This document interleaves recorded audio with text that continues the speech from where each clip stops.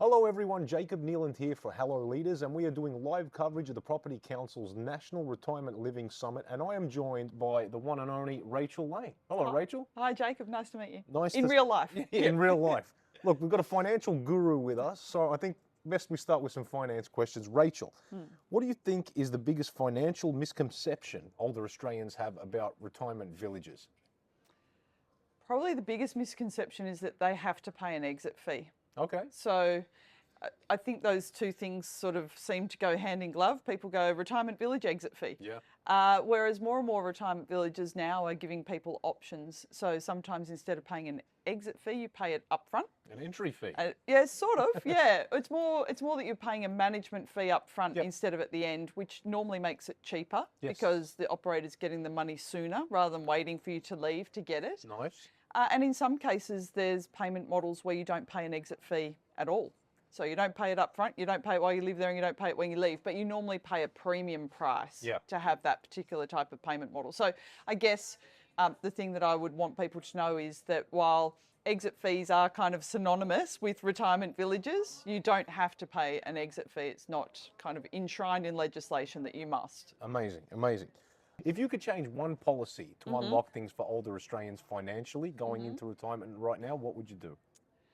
I think there needs to be changes to age pension means testing to help. So we know that the majority of downsizers receive a pension, possibly not the full pension, but they receive a pension.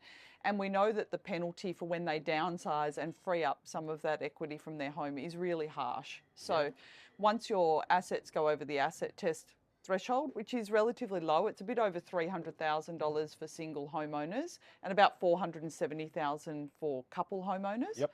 Once your assets go over those thresholds, the penalty is $7,800 a year for every $100,000. So for every $100,000 of assets, you're losing $7,800 a year of pension. And they simply can't replace that with money in the bank. So I'd really love the government to create some incentives for downsizers.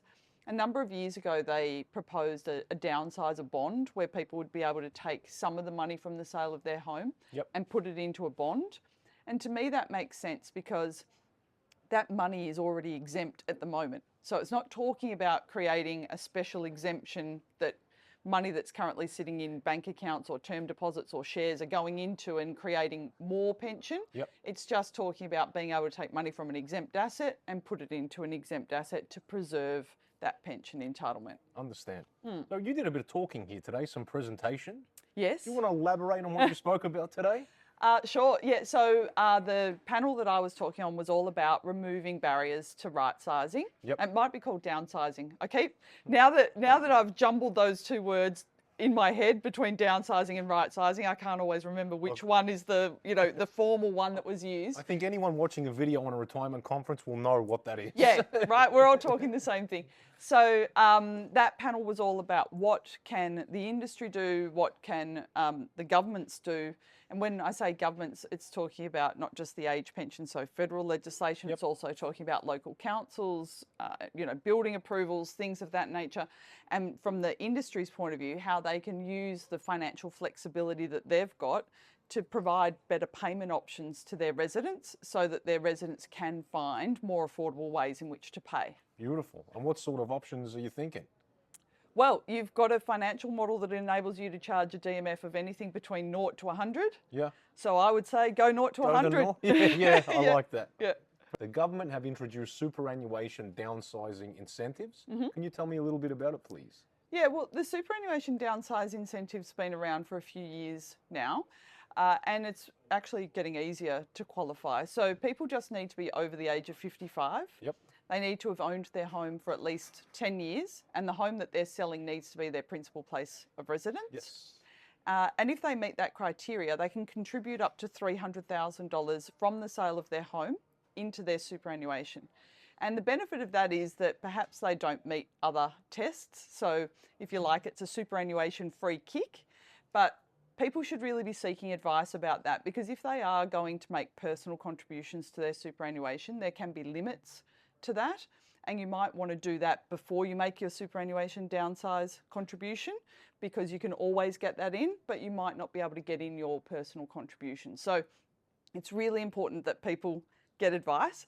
And the other thing I would say is that $300,000, if you're a couple, then that's $600,000 that potentially you could pop into superannuation. You do have to fill in a form, of course. There's always a form, and you do have to make the contribution within a certain amount of time, and you can't contribute more than the proceeds of the sale of your home. Okay. So there are, bells and whistles to it, but it's all pretty easy, and a lot of people do qualify for it. I guess the other trap to it is to understand that superannuation, once you are of age pension age, is an assessable asset. So while they're giving you a free kick on the ability to make the contribution, you're not getting a free kick on the pension. There's no exemption on that. You're not getting a free kick anywhere, just about. Well, you might be, but yeah. Amazing. Thank you, Rachel. You're welcome.